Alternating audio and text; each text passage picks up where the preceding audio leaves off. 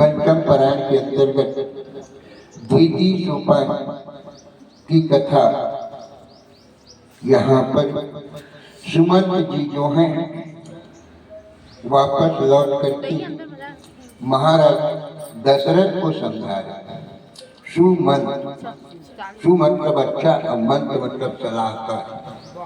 सुमंत मतलब एक अच्छे सलाहकार, अच्छे मंत्री जो प्रजा का हित करे, राजा का हित करे। मंत्री जो है दोनों तरफ का एक दुभाषिया होता है। प्रजा का सुख दुख राजा को सुनाए और राजा का जो है नियम कानून प्रजा को सुनाए, ये है सुमंत। और आजकल के मंत्री को देखिए, प्रजा कहीं जाए उनका जेब भरना चाहिए। तो रामचरितमानस की एक एक शब्द एक एक बात करनी है, कोई साधारण नहीं है। ये चाहे मानव जीवन की संहिता है, जीवन का संविधान। जैसे हमारे भारत देश का संविधान गणतंत्र दिवस कल मनाए, तो वो तो केवल भारत के लिए। ये श्री रामचरितमानस पूरा मानव मात्र के लिए, जहाँ चाहे वो किसी देश का हो, धर्म का हो, जाति का हो, भाषा का हो, पूरा मानव मात्र के लिए संविधान। तो सुमंत महाराज जी राजा दशरथ को समझा रहे हैं कि जन्म मरण दुख सुख सब होगा, हानि लाभ प्रिय मिलन वियोगा, अकाल कर्म बस होई गोसाई, अभर बस राति दिवस की नहीं। सुमंत महाराज जी वेद तत्व के वेदता है। भगवान राम स्वयं कहे कि आप तो वेद के ज्ञाता हैं, आपको क्या समझाऊं।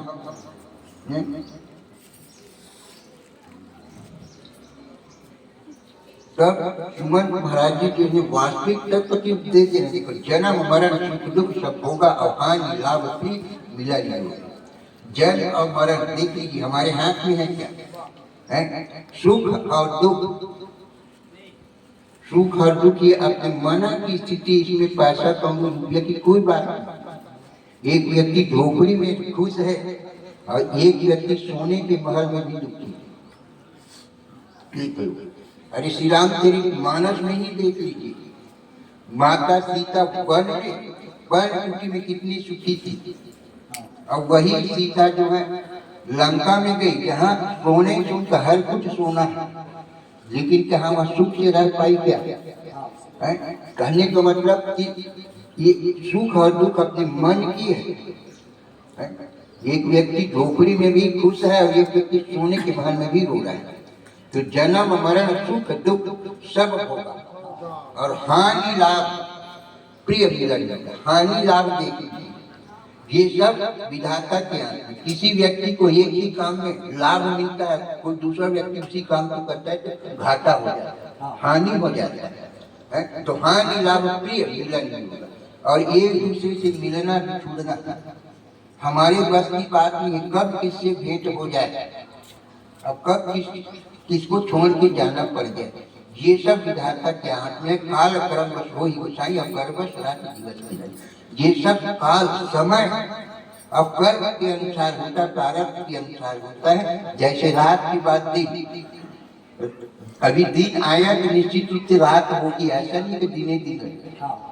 दिन है तो रात होगी, और रात आया है अंधेरा है सूर्योदय भी होगा। उसी प्रकार सुख आया है तो दुख भी आएगा, और दुख आया तो एक दिन सुख भी आएगा। तो ये सब समय के अनुसार होता है। इस प्रकार से सुमंत जी है राजा दशरथ तो कहते हैं धीरज धरो विवेक चाहिए। आप राजा हैं, आपको धीरज धारण करना चाहिए, विवेक पूर्वक सोचना चाहिए। तब महाराज दशरथ जी ने सुमंत कहते कि आप जो रामचंद्र जी को लेकर के गए थे रथ में, तो उनकी समाचार क्या है, कैसे उन्होंने वन गांव किया, पूछते हैं। तब सुमंत फिर कहते हैं प्रथम वास तमसा भय दूसर सुस्ती, और नहान रहे जलपान करिसी समेत दो लखन से रामचंद्र। प्रथम वास तमसा भय, अब वृतांत बता रहे हैं सुमंत कि प्रथम पहले दिन तमसा नदी के किनारे विश्राम किए, दूसर सुस्ती दूसरा विश्राम जो है सूतरी मतलब गंगा जी के किनारे में, और नहाए रहे जल पान कर सी समित लोग। उनकी जो दिनचर्या बताते हैं, नहाए रहे, नहा कर जल पान कर, केवल पानी पी करके रहे, नहाए रहे जल पान कर, अस्सी समित लोग, दोनों भी राम लक्ष्मण और माता सीता जी जो है केवल स्नान करके केवल पानी पी करके रहे, उस दिन भोजन नहीं किया। तो केवट किन्ने बहुत सेवकाई, और सो जामनी सिंगरौर गवाई, अहोत प्रात बट क्षीर मंगावा, और जटा मुकुट निज शीश बनावा। अब सुमंत जी जो है भगवान राम की दिनचर्या के बारे में बताते हैं। केवट की बहुत सेवकाई, वहां पर निषाद राज केवट जो है गंगा के किनारे अनेक प्रकार से सेवकाई की, और सो जामनी सिंगरौर, वह रात भगवान राम जो सिंगरौर में व्यतीत किए, और होत प्रात बट क्षीर मंगावा। सुमन कहते हैं कि प्रातः होते ही भगवान राम ने बट वृक्ष का जो है दूध, बट वृक्ष का दूध मंगा। क्यों? जटा मुकुट निज शीश बनाए, क्योंकि वे अपने सिर पर जटाओं का मुकुट बनाए। क्यों? क्योंकि कैकेयी का वरदान मांगी है। सुना प्राण की भावत जी का देह एक बार बर्तन टीका, और दूसर पर मांगव करजोरी, अपूर्वम नाथ मनोरथ, तापस वेश विशेष उदासी, और 14 वर्ष राम वनवास। देख लीजिए भगवान राम की जो कर्तव्य परायणता है, वहां पर ना तो दशरथ देखने गए हैं, ना मां कैकेयी देखेंगे, लेकिन उनके वचन के अनुसार तापस वेश, तपस्वी वेश, तो यहाँ पर तपस्वी वेश धारण करना बताया। जटा मुकुट, और जटा मुकुट निज शीश बना, अपने हाथ से जटा मुकुट को धारण।